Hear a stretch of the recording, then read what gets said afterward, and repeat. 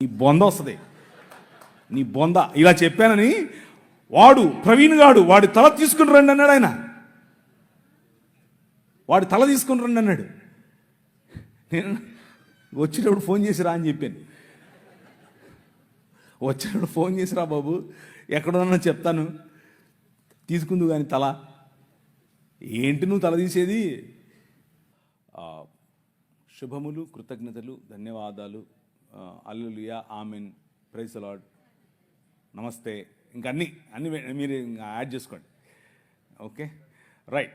ఇకపోతే అడిగిన ప్రశ్న అడగటానికి కూడా అభ్యాసం అవసరం. ఈ ప్రశ్న ఏదైతే అడిగారో దానికి కూడా అభ్యాసం అవసరం. అభ్యాసం లేదా చదువు, లేకపోతే చదువుకోవటం. ఒక కేవలము బైబిల్ మాత్రమే చదవాలి అని అంటే, ఉదాహరణకు కొరింథీ ఎక్కడుంది? కొరింథీ అంటే అదేదో ఇంటి పేరు అనుకుంటారు కొంతమంది, లేకపోతే సంఘం పేరు అనుకుంటారు. అలా కాదు. కొరింథీ అనేది ఒక ద్వీపం. ఆ ద్వీపం ఎక్కడుంది? ఆ ద్వీపంలో ఉన్నటువంటి ఆ ద్వీపానికి రాజు ఎవరు? ఇవన్నీ తెలియాలి అని అంటే హిస్టారికల్ బ్యాక్గ్రౌండ్ అవసరం. అవి తెలియకపోతే మనం నోటికొచ్చింది లేదా మనకు ఇష్టం వచ్చింది నమ్మేసి అదే దేవుని వాక్యం అనుకుంటాం. అలా ఉండకూడదు. హిస్టారికల్గా అంటే దేవుని వాక్యము ఏ హిస్టరీలో ఎప్పుడు ఎలా రాశారు, ఎవరు రాశారు, ఎందుకు రాశారు అనేది చదవటం, దాని వెనుకున్నటువంటి బ్యాక్గ్రౌండ్ అర్థం చేసుకోవడం చాలా ముఖ్యం. అలా అర్థం చేసుకోకపోతే పెడర్థాలు వస్తాయి. మధ్యధరా సముద్రం ఏంటి, మధ్యధరా సముద్రం చుట్టుపక్కల ఉన్నటువంటి ద్వీపాలు ఏమిటి, ఆ మధ్యధరా సముద్రంలో ఎలాంటి సంస్కృతి ఉండేది, ఆ సంస్కృతిలో ఏం తిన్నారు, ఎలా తిరిగారు, ఏం చేశారు, ఏ సంస్కృతుల్లో ఏ మతాలు ఉండేవి, ఇవన్నీ తెలుసుకోవాలి. దానికి కొన్ని పుస్తకాలు చదవాలి. పుస్తకాలు చదవటం మంచిది, తప్పు కాదు. అవి చదవకుండా కేవలం నాకు బైబిల్ తెలుసు, బైబిల్లో ఉన్నటువంటివే చదువుతాను అని అంటే పెడర్థాలు తీయటం తప్ప దానివల్ల సాధించేది ఏమీ లేదు. పెడర్థాలే వస్తాయి. పెడర్థాలంటే ఏంటి? మనకు తెలియని వాటిని తెలిసినట్లుగా చెప్పడం. దాని కారణంగానే అనేకులు ఈరోజు ఈ సాంస్కృతిక నేపథ్యం తెలియకనే అనేకులు ఈరోజు స్త్రీ గురించి తప్పుగా అర్థం చేసుకుంటున్నారు, ఆరాధన గురించి తప్పుగా అర్థం చేసుకుంటున్నారు. వాళ్ళ మనసులో ఉన్నటువంటి దాన్ని, వాళ్ళ మనసులో ఏదైతే ఆంధ్ర సంస్కృతి లేకపోతే తెలుగు సంస్కృతి ఏదైతే ఉందో ఆ సంస్కృతిని తీసుకెళ్ళి బైబిల్ మీద పెట్టి బైబిల్ కూడా ఇలాగే చెప్తుంది అని చెప్పి ప్రయత్నం చేస్తున్నారు. అలా చేయకూడదు. మనము హిస్టారికల్గా అనగా చరిత్ర ఏం చెప్తుంది, చరిత్ర పుస్తకాలు ఏం చెప్తున్నాయి, చరిత్రలో యేసు ప్రభువుని గురించినటువంటి ఆలోచన ఎలా ఉంది, చరిత్రలో క్రైస్తవ విశ్వాసం గురించిన ఆలోచన ఎలా ఉంది, క్రైస్తవులు ఎలా మెలిగారు, క్రైస్తవులు ఎలా పెరిగారు, క్రైస్తవులు ఎలా వృద్ధి చెందారు, ఇవన్నీ తెలియాలంటే బైబిల్ చదివితే సరిపోదు. బైబిల్ మాత్రమే దేవుని వాక్యం, బైబిల్ మాత్రమే దేవుని నోటి నుండి వెలువడినటువంటి మనకు అవసరమైనటువంటి బుద్ధివాక్యం, జీవవాక్యం వగేరా వగేరా వగేరా. కానీ దానిని అర్థం చేసుకోవటానికి, దానిని సంపూర్ణ వివరణ మనం అర్థం చేసుకోవటానికి చరిత్ర అవసరం. పురావస్తు శాఖలో వెలువడినటువంటి దాఖలాలు, వాటిని సపోర్ట్ చేయటం కోసం అవసరం. భిన్న మతాలకు ఉన్నటువంటి పుస్తకాలు, ఆ పుస్తకాలు వారి భావజాలం తెలుసుకోవటం కోసం చదవటం అవసరం. అలా తెలుసుకున్నప్పుడు మన భావజాలాన్ని ధైర్యంగా, నిస్సిగ్గుగా అందరి ముందు నిలబడి మాట్లాడగలగటానికి మనకు అవకాశం ఉంటుంది. సో వాటిని చదవాలి. చదవకపోవడం తప్పు, చదవడం తప్పు కాదు, చదవకపోవటమే తప్పు. అలా చదవకుండా ఉన్నవారు అనేకులు ఏం చేస్తారు అని అంటే వారి ఊహ ప్రకారం మాట్లాడతారు. ఊహ ప్రకారం మాట్లాడకూడదు. నిన్న మీరు చూశారు, నేను ప్రజెంట్ చేసిన ప్రతిదానికి ఒక రెఫరెన్స్ ఉంది. వారి పుస్తకం ఏం చెప్తోంది, వారి పుస్తకంలో ఉన్న రెఫరెన్సులు ఇచ్చి మరీ మాట్లాడాను. మనం ఎప్పుడైనా సరే, ఎవరితో మాట్లాడినా సరే ఆధారం లేకుండా ఎప్పుడు మాట్లాడకూడదు. ఆధారం లేకుండా ఎప్పుడు మనం పేలకూడదు. అలా పేలడం వల్ల మనకు మాత్రమే కాదు, మనం నమ్ముతున్నటువంటి విశ్వాసానికి కూడా మనము ద్రోహం చేసిన వాళ్ళం అవుతాం. అలా చేయకూడదు, మనం చదవాలి. అయితే ఎందుకు ఇలాంటి స్టేట్మెంట్స్ కొంతమంది ఇస్తారు అని అంటే, ఫెవికోల్ పూసుకొని ఒక సీటు మీద కూర్చోవటానికి ఇబ్బంది, లేవటానికి ఇబ్బంది, అది మెయిన్ సమస్య. మతం అనే ముసుగులో ఉంటారు, మాకిదంతా ఎందుకు అన్నటువంటి ఆలోచనలో ఉంటారు. అలా ఉండటం వల్ల కొద్ది రోజులు మీకు పనికొస్తుంది. అంటే మోరల్ గాస్పెల్ చెప్తారు, మొరాలిటీ, నైతిక విలువలు. అంటే ఇప్పుడు చెడు వినవద్దు, చెడు కనవద్దు, చెడు చూడవద్దు, ఇట్లాంటి మాటలు చెప్తారే, అంతవరకే ఆగిపోతారు. అక్కడి వరకే ఆగిపోయేటటువంటి సువార్త మీరు వినాలి అని అంటే ఇలాంటి వాళ్ళు చెప్పేస్తారు. అలా ఉండకూడదు. మనం బైబిల్ అనేది, లేదా బైబిల్లో ఉన్నటువంటి సందేశం మారల్ గాస్పెల్ కాదు. ఇది సృష్టికి సంబంధించినటువంటి సువార్త. సృష్టి యావత్తును ప్రభు అయిన యేసుక్రీస్తు ఏ విధంగా విడిపిస్తున్నాడో ఆ ప్రణాళికకు సంబంధించినటువంటి సువార్త. అది తెలుసుకోవాలి అని అంటే అన్ని రకాల పుస్తకాలు చదవాలి. చదవటం తప్పు కాదు, చదవకపోవటమే తప్పు. చదవకపోవడం వల్ల పెడర్థాలు తీస్తాము. బైబిల్ సంస్కృతిలో మన సొంత సంస్కృతిని, మన సొంత భాషను, ఉదాహరణకు కొన్ని సంవత్సరాల క్రితం తెలుగు రాష్ట్రాల్లో గ్రీకులో ఇలా ఉంది, హిబ్రూలో ఇలా ఉంది అని చెప్తే ప్రజలు నవ్వేవాళ్ళు. ఏంటి ఎప్పుడు చూసినా కానీ గ్రీక్ వెళ్తాడేంటి అనుకునేవాళ్ళు. కానీ వెళ్ళాలి, మనం వెళ్ళాలి, గ్రీకు వెళ్ళాలి, హిబ్రూకి వెళ్ళాలి. అలాంటి భాషలు అనగా ఒరిజినల్ లాంగ్వేజెస్లో ఏమైతే రాసిందో వాటిని తీసుకుని చదివి అర్థం చేసుకుని చెప్పగలగాలి.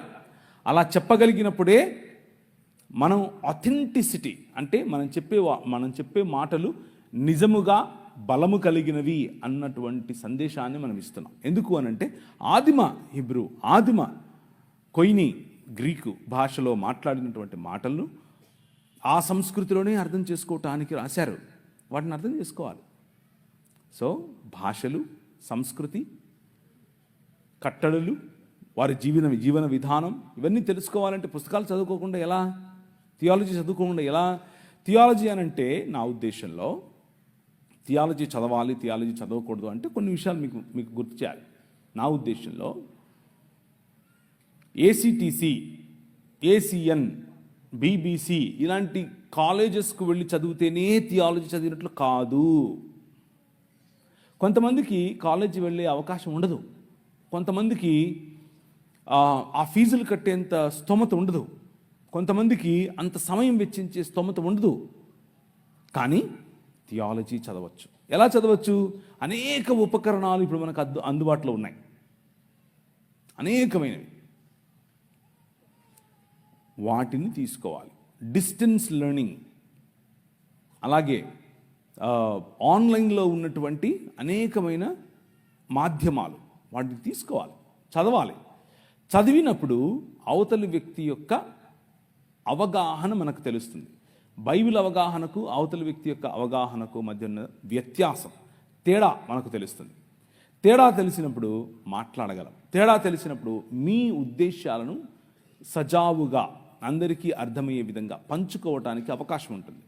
అలా పంచుకోకుండా నేను పట్టిన కుందేలకు మూడే కాళ్ళు అన్న విధానంలో మనం వెళితే అది మనకు అలాగే సంఘానికి మంచిది కాదు.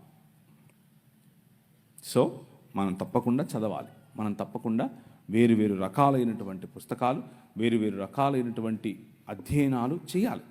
అలా చేయటం మంచిది. మనము వేరు గ్రంథాలు, వేరు చరిత్ర పుస్తకాలు చదవాలి. చదివినప్పుడు మనకు సంపూర్ణ అవగాహన వస్తుంది అనంటే దాని అర్థం క్రీస్తుని గురించి తెలుసుకోవటానికి ఆ గ్రంథాలు చదవాలని కాదు. దాని అర్థం దేవుని గురించి తెలుసుకోవటానికి ఆ గ్రంథాలు చదవాలని కాదు. మన ప్రభువు, మన దేవుడు, మన రాజు, ఆ రాజును గురించి తెలుసుకోవటానికి ఇంకే గ్రంథం అవసరం లేదు. ఒకసారి మీ బైబిల్ చూపించండి. ఈ 66 పుస్తకాలు ఉన్నటువంటి నల్లట పుస్తకం చాలు. ఇంకేది అవసరం లేదు. 66 గ్రంథాలు ఉన్నటువంటి ఈ గ్రంథములో చెప్పిన క్రీస్తే నిజమైన క్రీస్తు. మనకి ఏ వేదము అక్కర్లేదు, మనకి ఏ ఉపనిషత్తు అక్కర్లేదు, మనకి ఏ పురాణము అక్కర్లేదు, మనకే గీత అక్కర్లేదు, మనకే ఖురాను అక్కర్లేదు. వాళ్ళందరూ ఇక్కడ నుంచి కాపీ కొట్టిన వారే. మళ్ళీ చెప్పనా, వాళ్ళందరూ ఇక్కడ నుంచి కాపీని కొట్టండి చప్పట్లో.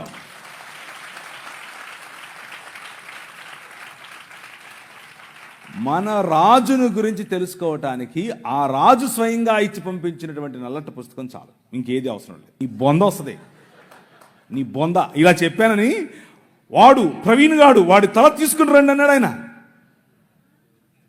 వాడి తల తీసుకుని రండి అన్నాడు. నేను వచ్చేటప్పుడు ఫోన్ చేసిరా అని చెప్పాను.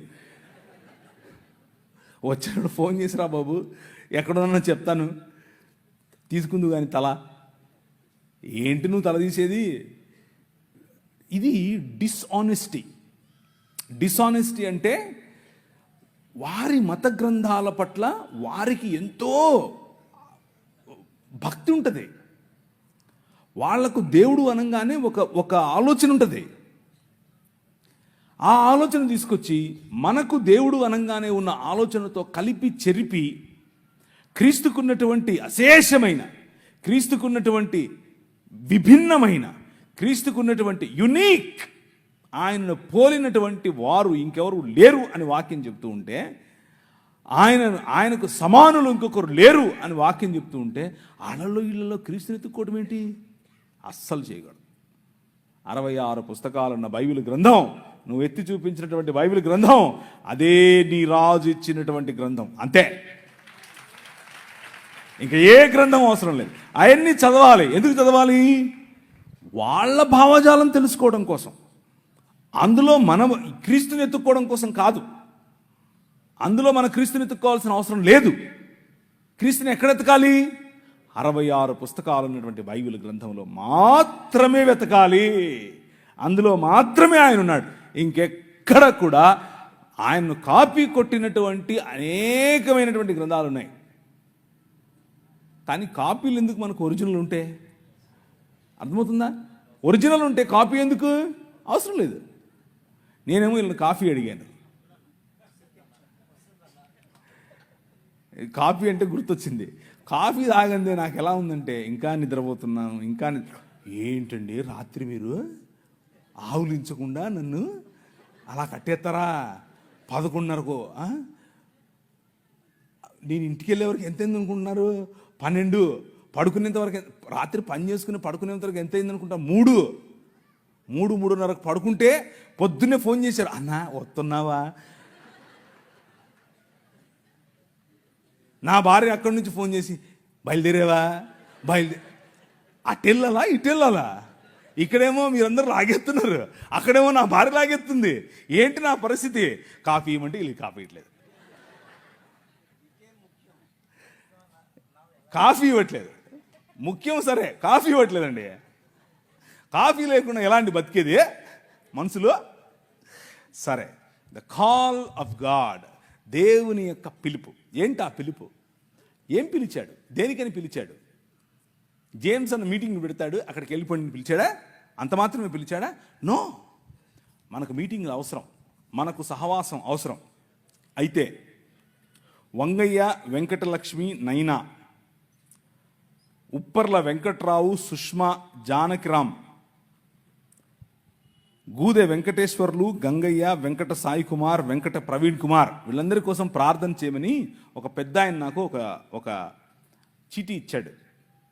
అలాగే మా అమ్మగారిని కూడా జ్ఞాపకం చేసుకోండి. తలలుంచుకుంటే ప్రార్థించుకుందాం 2 నిమిషాలు. కృప కలిగిన తండ్రి, నన్ను ఇంతవరకు చదివిన పేర్లను అలాగే మా అమ్మగారిని ప్రభువా మీరు జ్ఞాపకం చేసుకుని మీ చిత్తంలో మమ్మల్ని ఆశీర్వదించి ఆయుష్ను ఆరోగ్యాన్ని పొడిగించండి. మీ చిత్తములో మమ్మల్ని మీ పిల్లలుగా ఎదగటానికి అవసరమైనటువంటి అన్ని వనరులు దయచేయండి. నాకు మా అమ్మ తప్ప ఇంకెవరున్నారయ్యా? నిన్ను చూసుకోవాలంటే ఆమెనే చూసుకుంటాను. ఆమె ఆయుష్ను పొడిగించు. ఈ ప్రార్థనను ప్రభు అయిన యేసుక్రీస్తు నామంలో చేస్తున్నాం తండ్రి, ఆమెన్.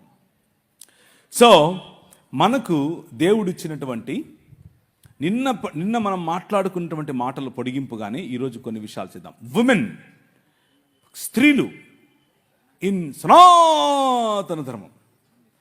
ఏమంటారు? ఇచ్చేయండి కాఫీ, పర్లేదు. మా వాళ్ళు తాగుతూనే మాట్లాడుకుంటాం, ఏం ప్రాబ్లం లేదు.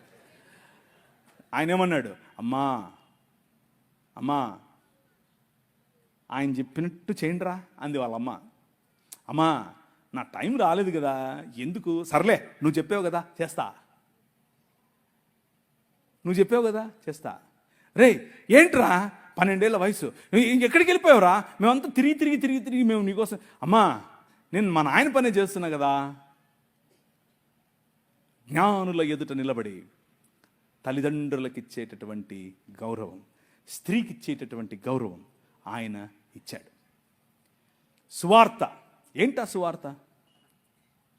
పర్వతముల మీద ఆయన సువార్తను ప్రకటించే వారి పాదములు ఎంత సుందరములు, ఎంత మనోహరములు. ఎవరు వాళ్ళు? సలోమి. ఎవరు వాళ్ళు? మగ్దలేనే మరియా. ఎవరు వాళ్ళు? మరియా, యునియా, దోర్కా. ఎవరు వాళ్ళు? ప్రిస్కా. అంతా స్త్రీలే. Your God, your king, he honours you my sister. నువ్వంటే ఆయనకు అంత గౌరవం. నిన్ను ప్రపంచంలో ఉన్న ప్రతి సంస్కృతి తక్కువగా చూసింది. నిన్ను ప్రపంచంలో ఉన్న ప్రతి సంస్కృతి నువ్వు ఓటేస్తే సగం ఓటే అంది, నీ అభిప్రాయం సగం అభిప్రాయమే అంది, నీ తీర్పు చెల్లదు అంది.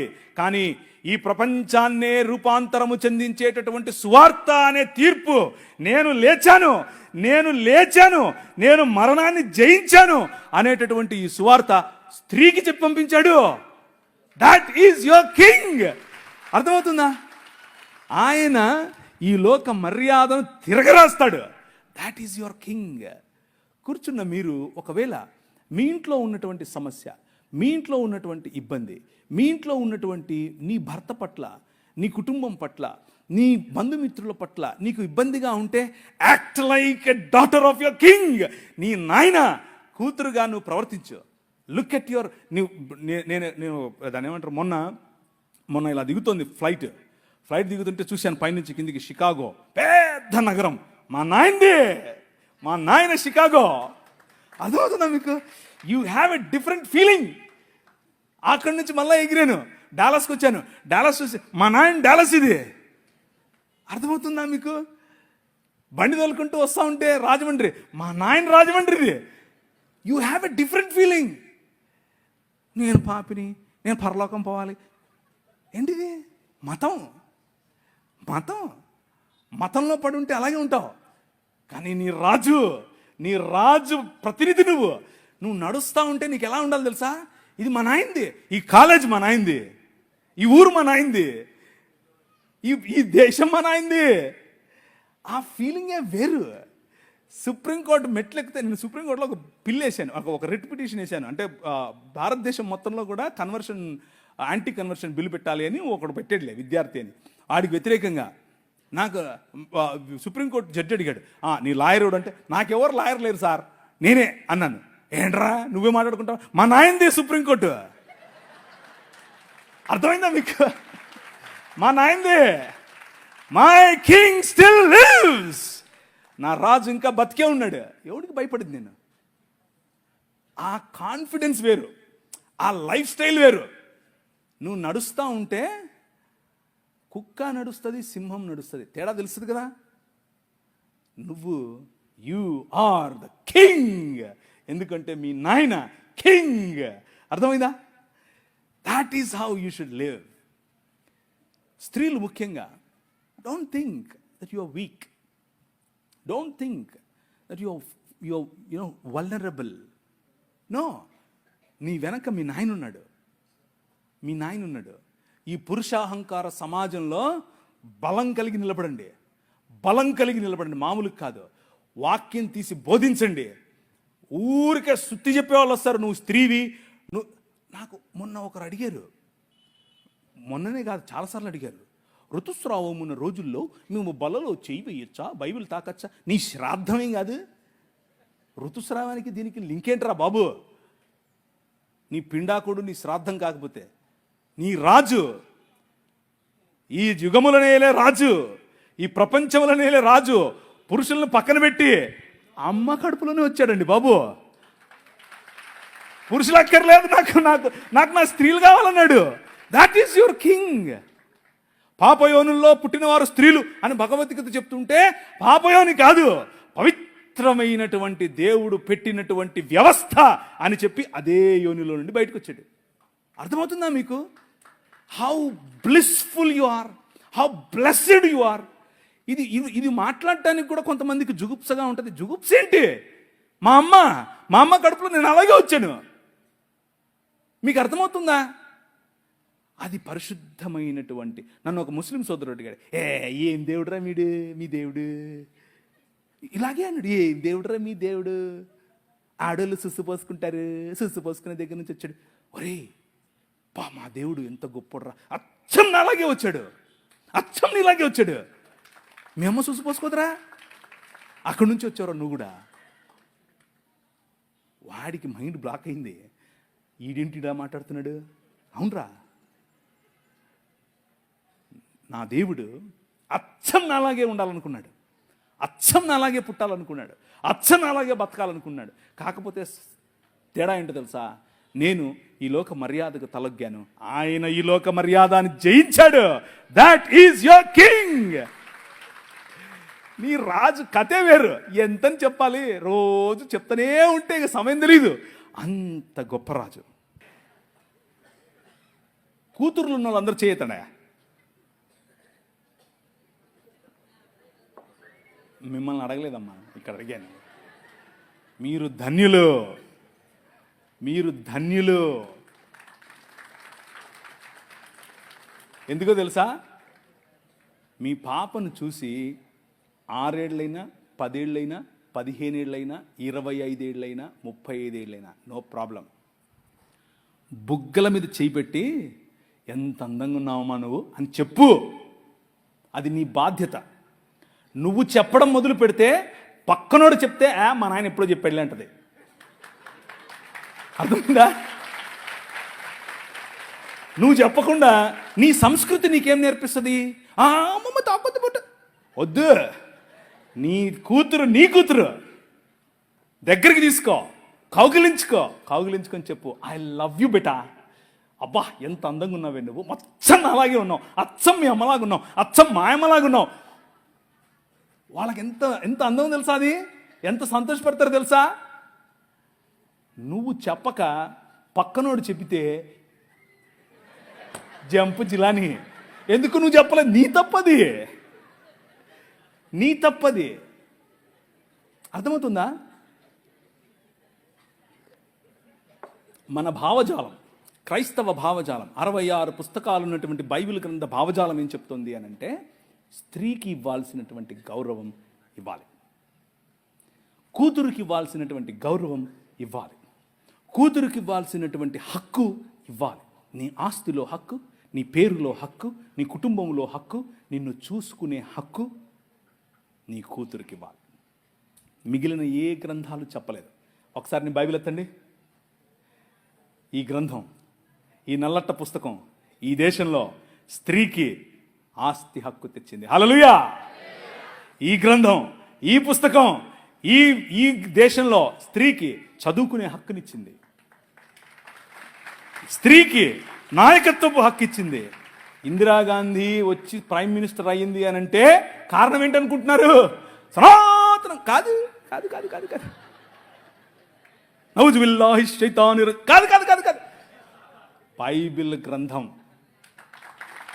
అర్థమవుతుందా? That is your king. అది నీ రాజు. నిన్న మన పిల్లలు ఏది వరంగల్ నుంచి వచ్చిన పిల్లలు నిలబడండి. మీరు అడిగారు కదా, వీళ్ళందరికీ సపోర్ట్ కొట్టండి. మా పిల్లలే ఇల్లు కూర్చోండి. అన్న జై భీమ్ జై భీమ్ జై భీమ్ అంటున్నారు. అన్నివ్వండి, ఏం కాదు. జై భీమ్ అన్నివ్వండి, నో ప్రాబ్లం. మీరేమనాలి తెలుసా? జై భీమ్కు పైన కూడా ఉన్నాడు, నా రాజు, మై కింగ్ అని చెప్పండి. ఆ భీమును నిలబెట్టింది నీ రాజు. ఆ డాక్టర్ బాబాసాహెబ్ అంబేద్కర్ గారు కొలంబియా యూనివర్సిటీకి వెళ్ళినప్పుడు బైబిల్ స్టడీస్ అటెండ్ అయ్యేవారు. రూతు పుస్తకానికి ఆయన వ్యాఖ్యానం రాశారు. He was a practising Christian. ఆయన ప్రాక్టీసింగ్ క్రిస్టియన్ అండి బాబు. ఆయన ఒకరోజు 3 లక్షల మందితో కలిసి నేను బాప్తిసం తీసుకుంటాను అని చెప్పి ముందుకు వచ్చి మన మెథడిస్ట్ సంఘంలో ఉన్నటువంటి బిషప్ గారికి చెబితే, బిషప్ గారు దానికి కావలసినటువంటి పనులన్నీ, వసతులన్నీ ఏర్పాటు చేసుకునే క్రమంలో నెహ్రూ గారు ఫోన్ చేసి, ఏంటండి మీరు ఇలా చేస్తున్నారంట, ఇలా చేస్తే మీకు ఈ పొలిటికల్ అపోజిషన్ ఎక్కువైపోద్దని చెప్పైతే మనోళ్ళు మాకొద్దండి, మీరు పొలిటికల్ కన్వర్షన్ అంట మాకొద్దు అని చెప్పి నెహ్రూ గారి ఒత్తిడికి లొంగారు. ఒక పక్క ఇంకొక ఆయనేమో గోసి కట్టుకుని నిరాహార దీక్షకి వెళ్ళాడు. ఏమని, నువ్వు వెళ్తే ఏ మతానికైనా వెళ్ళు కానీ క్రైస్తవానికి వెళ్ళొద్దని. ఆయన నన్ను అత్తే నాకేంటి, నేను యేసు ప్రభువుని అనుసరిస్తా అని చెప్పాడు. ఎవరు? డాక్టర్ బాబాసాహెబ్ భీమ్రావ్ అంబేద్కర్. ఇది నేను కొత్తగా చెప్పేది కాదు, ఇది హిస్టరీ. This is history. ఆ జై భీమ్ వాళ్ళకి తెలియదు. చెప్పండి, వెళ్ళి ధైర్యంగా చెప్పండి. ఆయన మనము కాదంటే, మనము చీత్కరిస్తే మేము మిమ్మల్ని ఆహ్వానించము అని చెబితే ఆయన అన్నాడు, నువ్వు ఓడరా నన్ను ఆహ్వానించేదే, నేనే కొత్త మతం పెడతానని చెప్పి బౌద్ధంలోకి వెళ్ళి బౌద్ధంలో కొత్త మతం స్థాపించాడు. ఆ మతం ఏంటనుకుంటున్నారు? క్రైస్తవమే.